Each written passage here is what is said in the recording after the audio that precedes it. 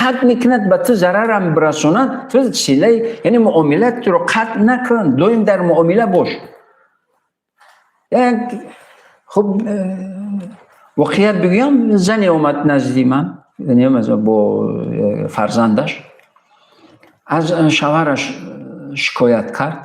خب دیگر رشته فتوای ما مسئله طلاق و نکاح و میراث دیگر زیاد میایم و شکایت از من گفتم از برای خدا، تو دون خدا خواهری عزیز، شوهرت چیکار میکنه؟ دهقان است. خب دهقان است، حالا در روش گپ گفت که از دهقانی میاد همین قدر گیزاله و دیگر عصبی و دیگر من گفتم گوش کن، همین شوهرت در همین آفتاب خراب چیله توبستان در سایه آدما طاقت شته ندارن، میره در گرمی در زیر آفتاب میرود کار میکند، بعد بر پیش خندیده بیاید، بیچاره مغزی سرش میجوشد.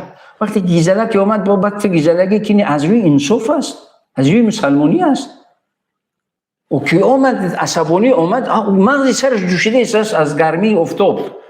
و تو که مردک جان برای ما خودت کشتی جانت شوام،